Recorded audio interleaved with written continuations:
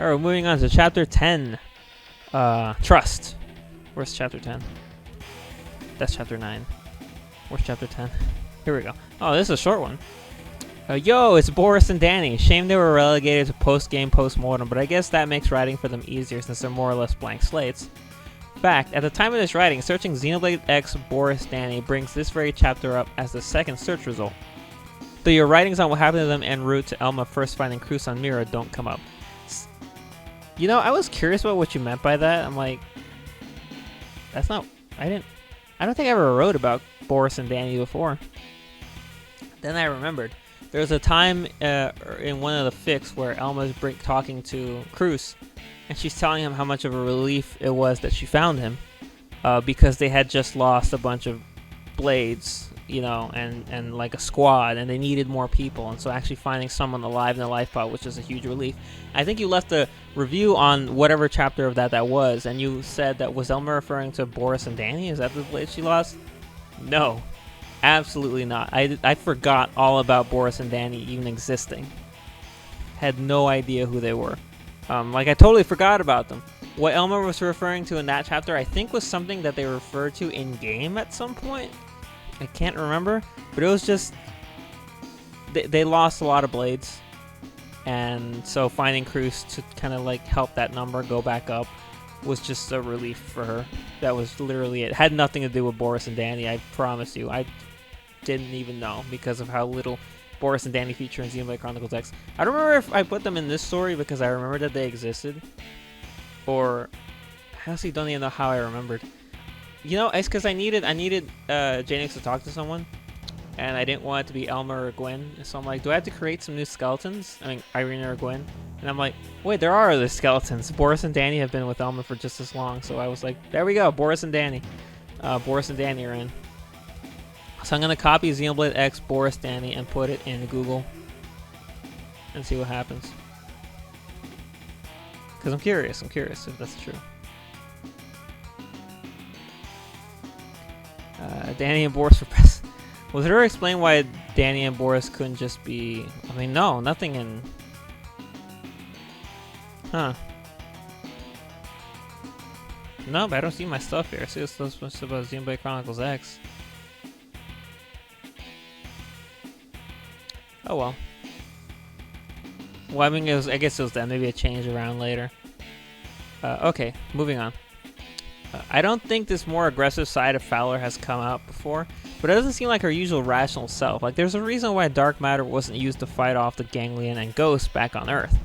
And even if the research went places, what then? They could use it to combat anyone chasing them, but it doesn't change the fact that they still drifting aimlessly with no home to return to. They're still running regardless. True. True. Chris's frustration there was more with the fact that they had this information and no one figured it out, and she wanted to research it because it interested her. It's new. It's something unique and mysterious and important that she wanted to get permission from Elma to research, but Elma wouldn't let her. And it kind of led to that whole fight and her trying to justify it, but almost like, no, we can't. That kind of deal. So, I mean, the most important thing to Chris is her research. And if you get in the way of that, then she gets mad. That's kind of her thing. Like, the whole reason in the flashbacks, she wants Benton dead because he tried to kill them. Which, once again, she's not worried about her comrades dying. Remember that part where she puts the guy in front of her to take the grenade and die so that she can live? She doesn't care about their lives, she cares about their knowledge, and it pisses her off. That's what pisses her off. Kind of an aside, but I reread the official short stories, as well as some I hadn't seen before, like the 24-hour ones, and seeing or hearing in their voices Irina and Gwen call Elma Colonel here got me thinking of how cool it would have been to see Elma, Gwen, Irina, Lau, and Doug tear off their military insignias as they did in the story. But then also how that scene somewhat loses meaning when Gwen and Irina still cling to the old title of Colonel.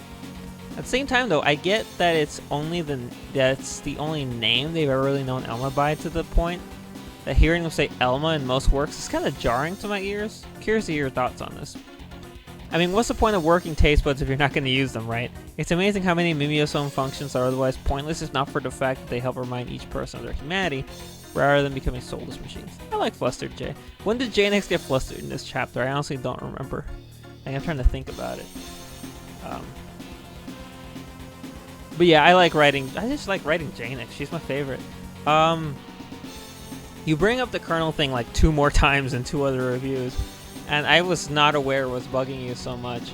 I have Irina and Gwen calling Elma Colonel because that's what they call her in the game. Like, simply put. There's really no reason why I'm doing it other than the fact that they do it in the game. And at least Irina does. I actually, now that I'm thinking about it, I don't remember if Gwen does that in the game. And Irina does it, and they explain why she does it in the first scene when you meet Elma, when you meet Irina and Gwen. And that's that Irina respects Elma, and she uses it as a term of respect. To which point Gwen comments like "kiss ass" or something like that. I can't remember what he says, but it's something to that effect if I remember the scene correctly. Do they call her Elma in the game? Like in battle banter or something like that? I don't. Maybe they do. I just have them calling her Colonel because she was their superior, and even though the infrastructure of the military that they served with is gone now that the Earth is gone and they're in space, I just kind of have them keep doing that. But if it's still that much of an issue, when we get to Mira, that's gonna stop. So everything in Mira is gonna change. Some people might still call her a Colonel here or there, but it's not going to continue super much into the Mira chapters when we get there. Which I know when they're going to start. I haven't actually gotten to them yet, but I now have an official number of when they're going to start, and I'm very excited. Chapter 11, big review. Okay, here we go. This is Recover, which was another chapter I absolutely loved writing. Aren't there usually guards or hospital staff to prevent people from just entering any patient's room until they're ready to receive visitors? Not that most guards short of a human-sized scale would have been able to stop these 4 in the first place, or Nagi later, and even then I wouldn't doubt that any mechanoid refusing to move would still be in one piece if seeing Elma was that important. True. I didn't really think about that. I just wanted them all to reunite and have a moment, so I kind of forgot the fact that, yeah, they probably would keep the place section cordoned off because Elma's important and they can't risk people coming in to try to hurt her. But I did it for the nice scene of everybody showing up and being like, Elma, are you okay? So, I mean, it would have made sense to have, like when they burst in, to have, like, guards be like, we tried, or something like that. That would have been nice. This is what I meant previously, how weird it is to hear Irene and Gwen not refer to Elma as Colonel. Like, it makes perfect sense for Irina to call Elma by her proper name here instead of a title, especially given how much more personal this is for her than receiving orders. But even so, the times she does in-game are so few and far between, if at all. It's been a while since I sat through the story of X from start to finish, let alone the Affinity side quests and heart-to-hearts. Sounds odd to me, even though I know it's perfectly acceptable in this scenario, but I digress. What? Wait, I think I just understood what you said. I think I had it mistaken before. I'm looking for the part in the chapter now.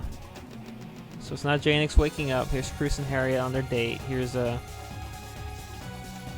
Elma being told to rest. Here's Kumon at the crime scene. Another flashback.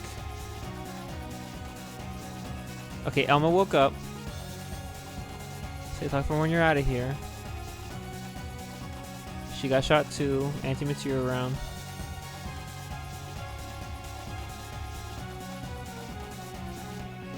Okay. Oh, here it is.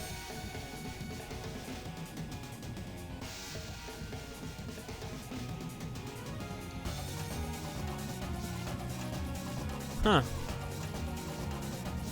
What do you know?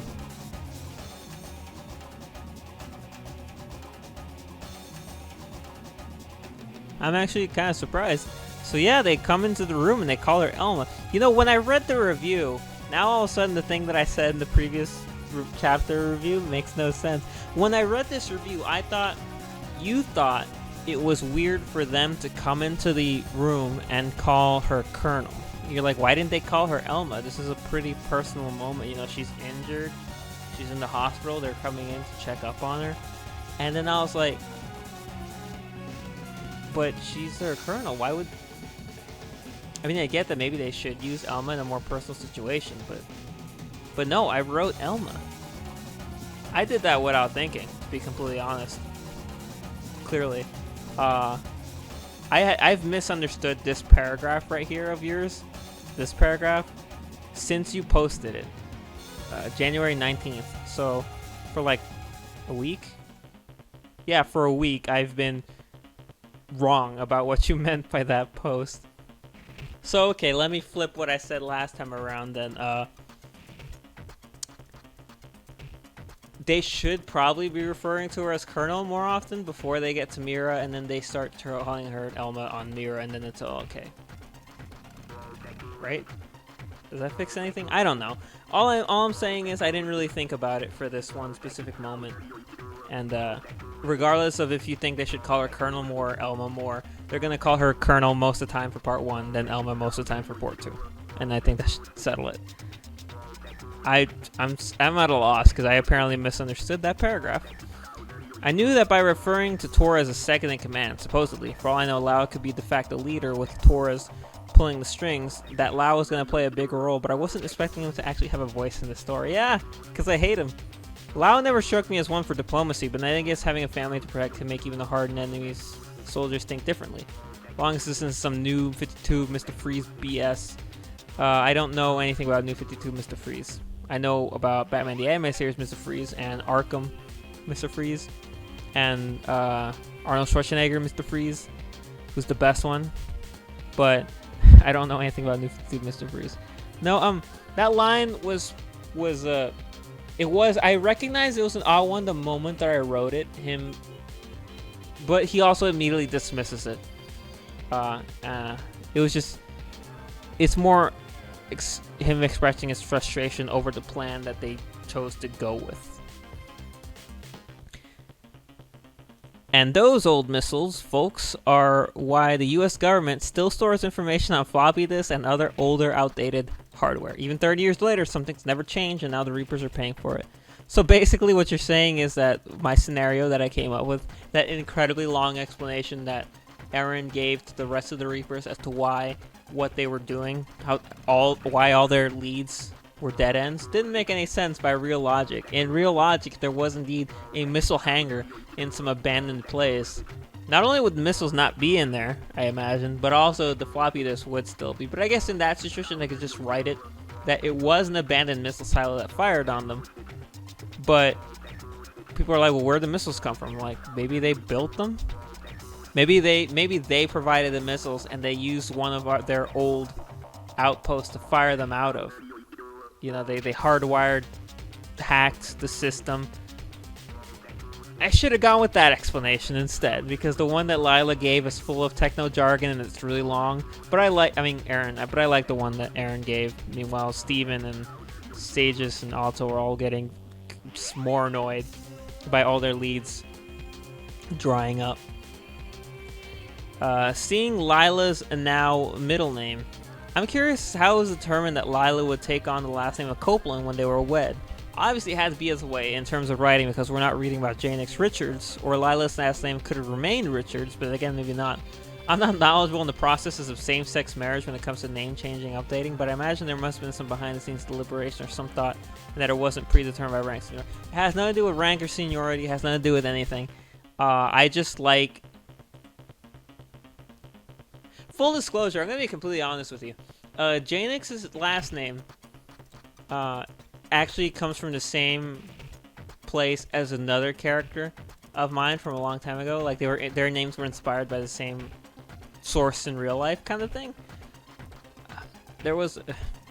Gosh, this is an embarrassing thing to admit. There was a girl that I liked whose last name was Copeland, and I always liked the name. I think her name sounded really nice. I'm not gonna say what her first name is. And so when it came to giving Janix a last name, that was the first thing that came to mind, and I just liked the way that it sounded, Janix Copeland. So I stuck with it. You know? Yeah.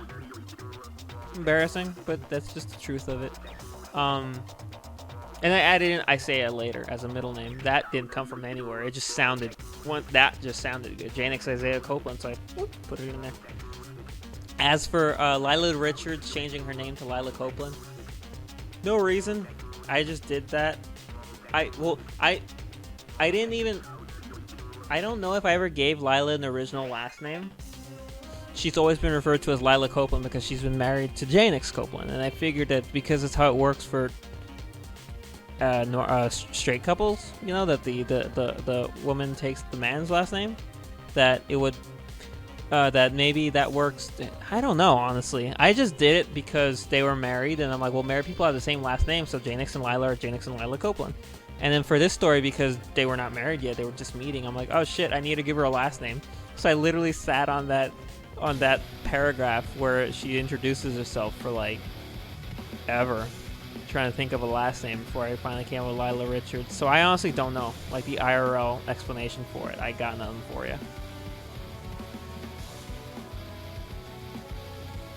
Word of that anti-material round must have made it to the doctors treating Janix in time, or they were able to treat the substantial damage quickly without needing to know the source, because I thought the second round would have played a big part. It does.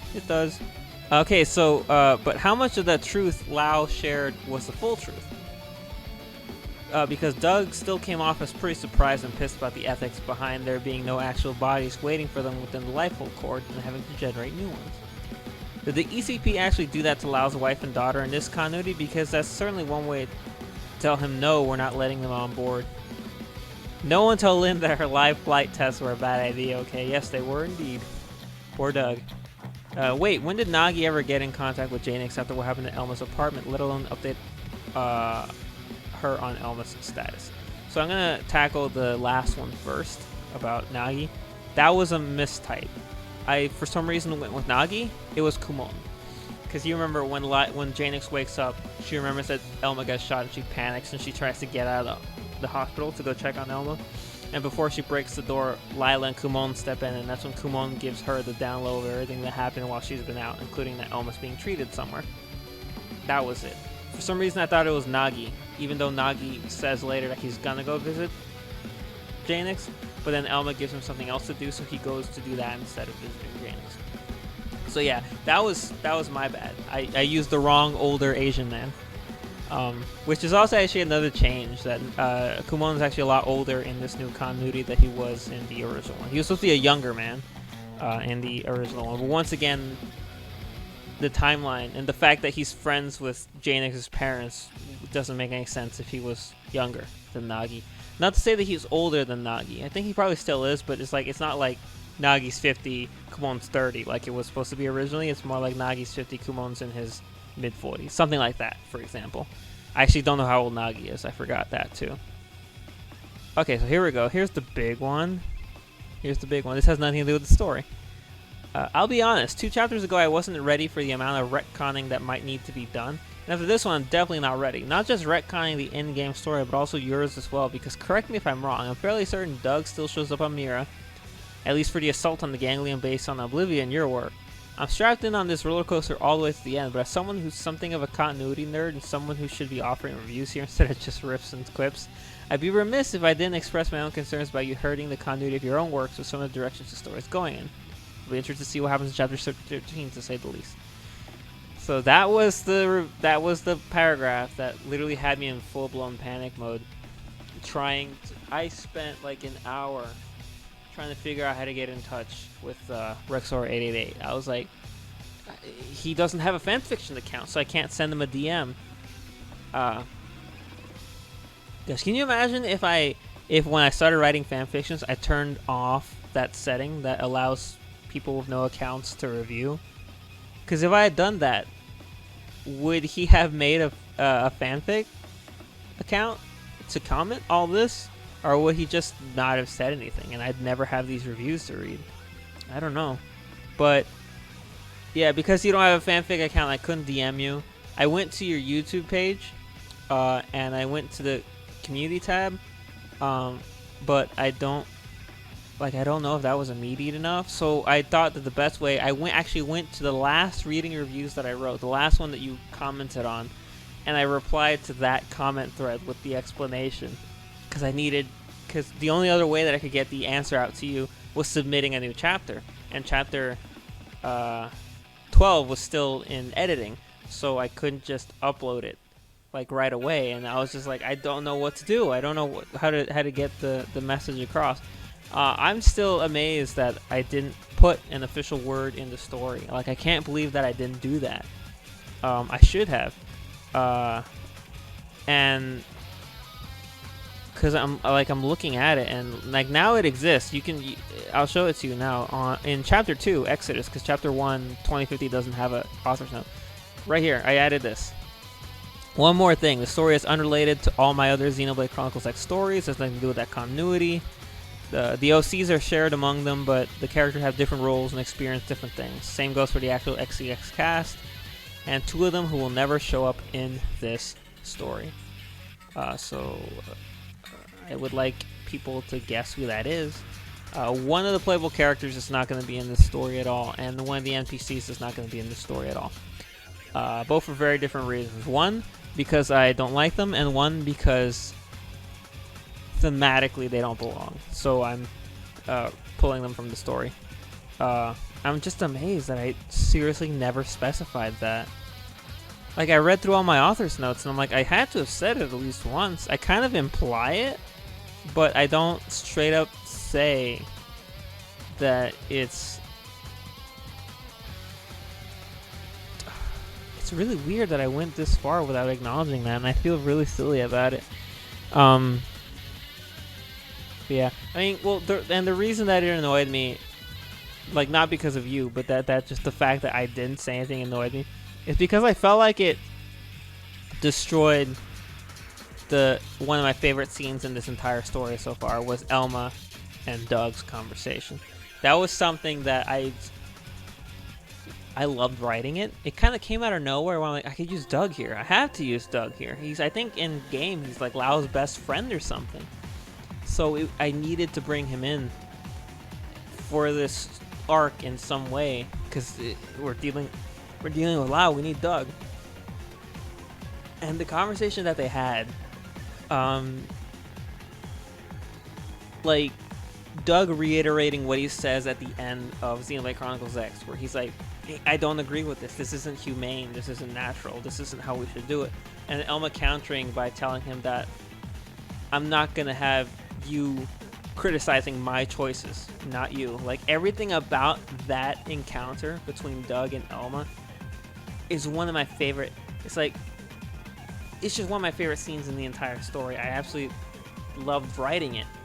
And because I apparently didn't specify that this is not related to my other stories, and that XCX canon is probably going to take a back seat to what I want to do, I feel like you read that scene and were just confused the whole time, instead of being invested in what Doug and Lao and Elma were saying to each other.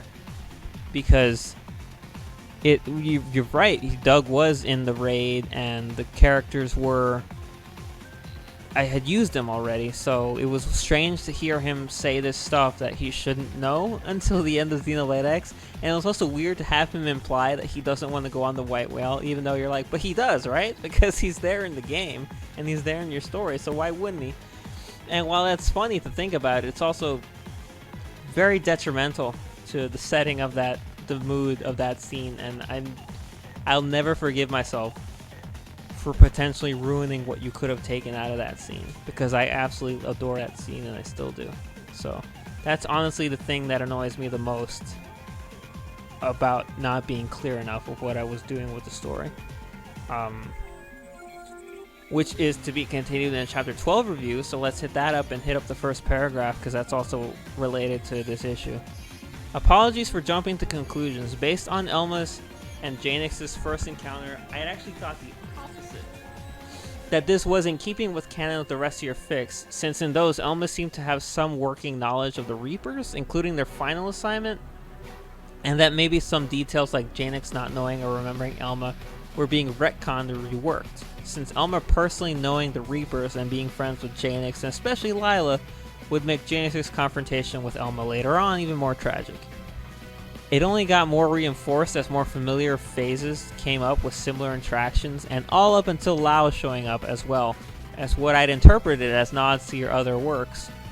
But regardless, as the one who assumed in the first place, the fault is mine, especially if you made that point clear in one of your videos. Now that I'm fully aware of the fact, though, I'm more so than ever interested in seeing what directions you'll head in, knowing that you're not absolutely and necessarily constrained by the game canon, as well as your previous established expanded universe, and what alterations, changes, characters' fates will come to pass. That's true. Like, when I read the way that you viewed it, it makes it incredibly clear that I should have said something in Chapter 2. And I'm still shocked. Like, out of all this, like, you can take the blame as much as you want. I can take the blame as much as you want. I think we can both agree that the weirdest thing about this whole misunderstanding is that it could have been avoided if I added a tiny little note to Chapter 2. Just saying that, oh, by the way, this is not related to the other stories. I ran with the assumption, and that was the mistake that I made. I assumed that it would be obvious, and you're not supposed to assume things. You know, you got to make it clear. And so it was. I still think it was more my fault than anything. Because yeah, I understand how you could have drawn those conclusions. Because yeah, I if there's one thing I did in my author's notes a lot, it's like, oh, by the way, hey, this character from my other fics is gonna show up soon. Or these guys from my other fics are going to show up soon. And then Edwin Benton showed up, Iris Falcon showed up, Ruben Torres showed up, and Harriet Sinclair showed up. And yeah, there are nods to my other fics, but they're just nods. It's the name and the character, but I'm changing around where they landed and how they work in some minor way. For the most part, I think actually Benton, Falcon, and Harriet are exactly in this story as they were in the other one. Ruben, though, has been changed from a serial killer to a soldier, but still kind of fits the same role, being, you know, a bad guy. So, yeah, I mean, let's not go on much longer with the blame game. We're on the same page now. It only took 12 chapters. But yeah, so I am going to go back to my old fic and pull as many OC names as I can out of there for here, since I'm going to need OCs moving forward when we reach Mira for different reasons. But I've already used all the important ones, so it's okay if you don't recognize the names. I mean, if you do, that would be cool, but it's not going to be like the be-all end-all of it. Moving on to the actual chapter review. Sega Bass Fishing Switch port when? Yeah, I mean, who's to say they weren't playing on like the Switch or the Switch 2 or whatever's available in 2050? I do recall reading a fic where Vandom took Lin and Tatsu out fishing at Bianho Lake. I want to say they wound up catching a Terebra by accident, but I could have sworn there was another story I read too, perhaps one of the years, where someone went fishing and fished out a lowfin. Either way, mirror and fish are scary. Good question. I mean, I don't think I ever had fishing in any of my stories. Once again, the reason that Cruz and Constantine do the fishing thing is because the two of them are kind of tied in with all the Moby Dick symbolism going on. With the white whale, Ahab, everything, Ishmael. I mean, it's statistically impossible to reasonably predict a winner between two people who are both supposedly second to none in the same regard. It's 50-50 at that point. Yep, you got that right. You know, how much of the white whale's cargo do you reckon was just water, both drinking and non-drinking, and how much of it was lost in-game when the Ark crashed and fell apart? Because given that they needed to establish a purification plant to handle the number of Xenos who needed that one, and the human population wasn't even at its initial intended max capacity, as well as how long they've been traveling, I can't believe they had litter. I can believe they had litters in the mega range, maybe even giga. Good point. I mean, the white whale is pretty massive. Something that I'm going to point out in a chapter coming up. It's not really a spoiler. All the events in the story so far on the white whale have been happening in 1/4 of the ship because it's giant. When I think about how people get around the white whale, I'm not entirely sure how. Like, someone from the front would need to, like, if they want to go all the way to the back, like, how long would that take? Are there any shortcuts, like lifts or something?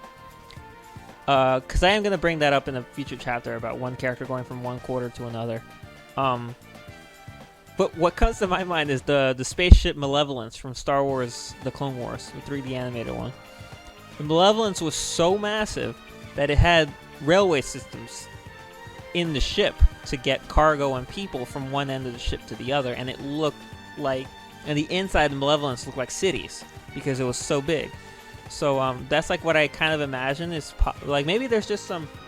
You were in Xenoblade, the original Xenoblade, when you have to fight Jadeface in that sniper room where he's sniping at you from all the way on the other end, and they have these walkways on the side after the battle that you can use to just go back and forth super fast if you want to for a reason. That's the kind of stuff I imagine they have installed somewhere on the White Whale. They never specified, and I guess that's the I can put it in whatever I want, honestly.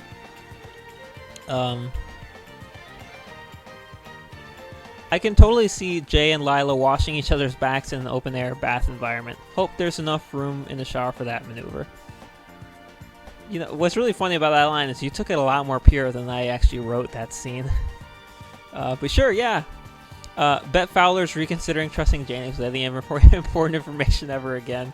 Right, yeah, when Erin brought up that she knows that Chris was the one who warned them.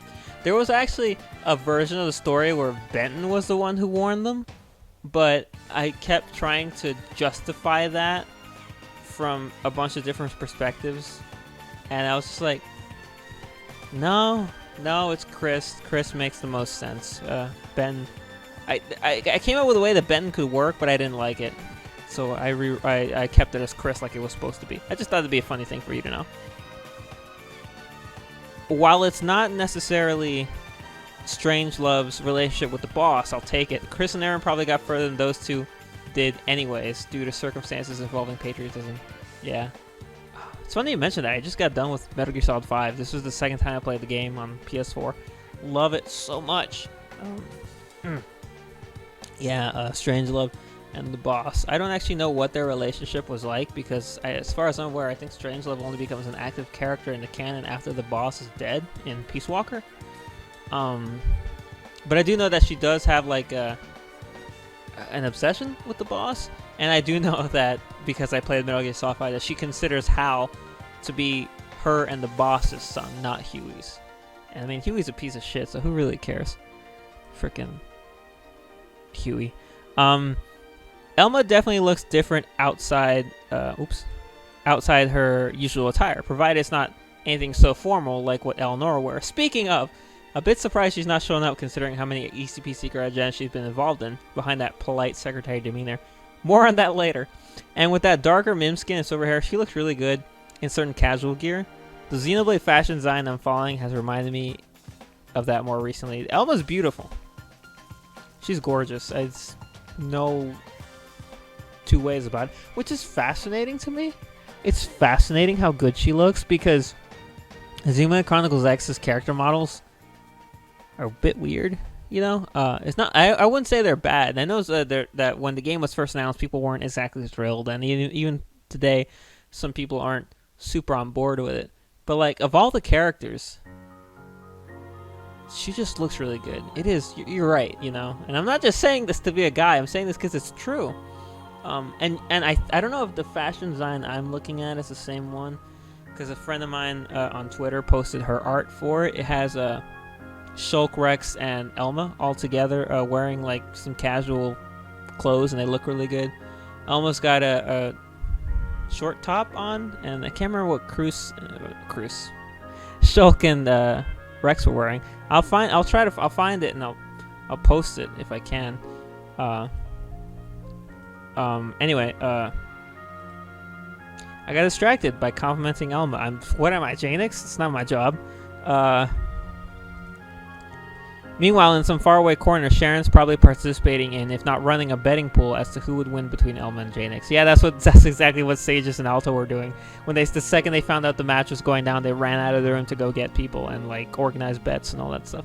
But I think I mentioned this before, that yeah, I did, about having more XCX cast members on the White Whale. I feel like if I start bringing them up now, it'll feel totally forced and ham-fisted. So I think I'm just gonna leave everyone else out of the story until we get to Mira. But if you want to imagine Sharon was there, go ahead, because she would absolutely do that. Are you kidding me? She would have been there organizing the betting pool before Sages and Alto. How? She would just know. She would just know. Holy smeg, that fight. You brought up the Remind DLC, and all I could hear the whole fight, apart from grunts and impacts in my head, was the secret boss theme from said DLC. Not gonna lie, I was predicting the fight would end with both Elma and Janix down for the count, almost like Goku and Jackie Chun fight in the original Dragon Ball. But that was a satisfying end regardless of what I was hoping for, at the expense of losing a joke where the betting pool table would get flipped.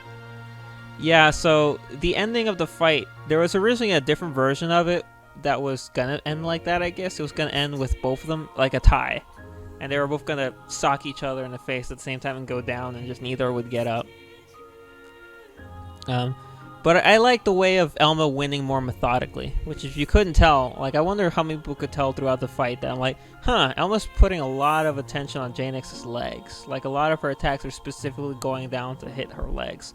And the reason she's doing that was that she was going to injure Janix's legs enough so that at the end of the fight, she would slam Janix on the ground and she wouldn't be able to get up because like any attempt to put weight on her legs would just be too painful. And she couldn't stand, which is exactly what happened. I'm glad you liked the fight. I assume Holy Smeg that fight means you really liked it. Cause, yeah, I liked writing it too. It was a lot of fun. It was hard, cause it was hand to hand, and I'm so used to weapons and having them just punching and kicking each other. So glad you liked it, cause it was hard. I suppose they could disable or remove the overdrive gear from their MIMs. I imagine that's why Cross can't activate overdrive until they're actually brought to the MIM center for repair after they're getting their arm blown off. What a fitting title. All three battles waged here were fun to read about, even if the first one was played more for laughs. And for once, outside of Fowler getting bitter about Elma, it's a pretty stress-free chapter, where we don't have to worry about government secrets, uniform threats. Though sounds like that wasn't the case on your end. Thank you for your continued effort. I think I'll be returning back to this chapter for a while because of how much I love it.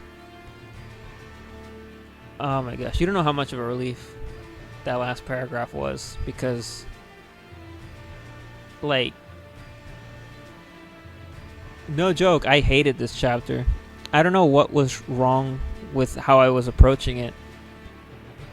I think it was just a lot of things. For some reason, I wasn't in a good mood yesterday morning. You know why it was? My stomach was hurting. Not yesterday. What was yesterday? Yesterday was Saturday? Friday night, I had Taco Bell. And I was annoyed because they got my order wrong. And I ate that pretty late, but not super late like I do sometimes, which is always a mistake when I eat super late. But I ate it with enough time that I went to sleep comfortable. I wasn't like cramping. But the next morning, my stomach did not feel good at all. And I was like, I need to get chapter 12 done and published today. In fact, I was doing it every 6 days, so it should have gone up on Friday. But I just wasn't in the mood on Friday. So for the first half of the day, not to mention the weird weather around here, it's been cold or too hot or too weird. And my stomach was hurting, and like I had a headache yesterday. And it was just a whole bunch of conversation, like a combination of things that just pissed me off. And the chapter wasn't sounding good. I hated everything about it, but I was like, you know what, fuck it. And I I copied it from docs, I put it on fanfiction, I divided all the sections up, I wrote in the author's note, and I was going to publish it, and then I went back to the docs and I continued editing it. I was editing this chapter from 10 a.m. to 2:30 p.m. before I finally submitted it on fanfiction, because I just was never happy with it. In fact, the Chris and Aaron scene, where they talk about, what is it they talk about? Where Aaron confronts Chris about, all that stuff in her room, was originally twice as long. There was a lot more to that scene, because they did actually, originally when they went into the room, they talked about dark matter. Like Chris showed Aaron the dark matter, and they had this whole conversation about it. And then in the middle of the conversation, Aaron turned the conversation around on Chris to be about what they actually discussed in this chapter, and pulling the attention away from the dark matter. And then it ended the same way, but for some reason I didn't like the idea. Like when I looked at the chapter as a whole, it was about like 6,000 words, I think, something like that, 6,000, 7,000. Like a third of the chapter was the setup to the fight, a third of the chapter was Chris and Aaron talking in the room, and then a third was the fight. And for some reason, that big chunk in the middle of Chris and Aaron talking in the room, I didn't feel right. I didn't like it. It was too long. There was too much information there. And I actually went through the chapter and I kept finding a sentence that Chris delivered or Aaron delivered. And I'm like, how can I deliver that in less words? Like I was cutting down their sentences and their paragraphs as much as I possibly could just to get the word count down. I was able to get 100 words out before I realized that this wasn't going to work. It was still too big. So I had Aaron enter the room and just be like, hey, that dark matter thing, fuck it. Like, Chris, whatever it is you want me to show me, this is what we're talking about instead. And dark matter was completely removed from this chapter. And I placed it in another one. And I think it made it better. Made the scene faster, I think. Snappier, not as big. I don't know if that would have been an issue to you, but for some reason it did not sit right with me. And as hard as I tried, I just couldn't justify it being as long as it was. And if that makes sense or not, I don't know. I disagreed with it. Anyway. So I guess I'll leave you with one last thing. Because we finished the last review. So my favorite part about the Elma and Doug scene was what Doug says at the end. And that's because it was actually a reference to Code Vein, which I had just, which is a game that I was playing late last year, and I'm playing it again now. And so I'll put the scene in right here. This is what I was referencing. We fight. We drink blood. We revive. We fight some more. Our lives are pretty much one endless loop. But every time you go around, you almost forget that we were all human once. If I completely lost the memory of my human past, I wouldn't be me anymore. I would just be something in the shape of me. I've always liked that piece of dialogue from Yakumo. It's my favorite. My favorite line in the whole game. And so I wanted to use a part of it in the story. So when Doug asks Elma if Janix is her best friend, and he tells her to cherish the time that she has with her because he lost his best friend 12 years ago, I use the way that Yakumo said it because it felt more impactful for me.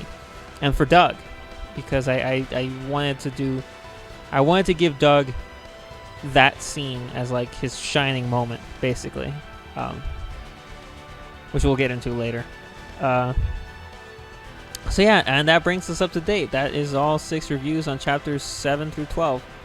Hope you enjoy moving forward. I'm having a hard time writing the next chapter simply because there are a lot of fight scenes coming up, but it's no big deal. I can do it. I know I can. I've actually been inspired because I've actually been skipping around chapters and writing the slower paced chapters first, and that inspires me to go back and write the action based chapters, because then once we get through the action, we get to that slower paced stuff that I like. I like the action and the slower pace. I like them both. It's just that they each support me with writing the other, and that makes me happy. Anyway, I want to thank you for listening. Hope everything was good, and I hope you're liking the story and excited for more. We'll get to Mira at some point. I know we will, and I'm very excited for when we do. Anyway, actually, one last thing that you can help me with. When we get to Mira, I don't want to make the same mistake that I made in Scales and Love, where there were not enough Xenoforms, and I had to write a whole different story focusing on the Xenoforms because there were no Xenoforms in Scales and Love. Write down like a list and put it in the comments of like the important or notable Xenoforms in NLA after the events of Xenoblade Chronicles X, just so I know who to look into. I'm going to go to Hello Xenos and take every Xeno that I specifically highlighted in that one and put them up for consideration, but anyone else that you could think of that is a notable NPC, I want to include them in at least some way, shape, or form when we get to NLA so I can flesh it out, you know? Yeah, so I'm planning really far ahead to NLA because I need to. I want that stuff to work out really well when we finally get to Mira.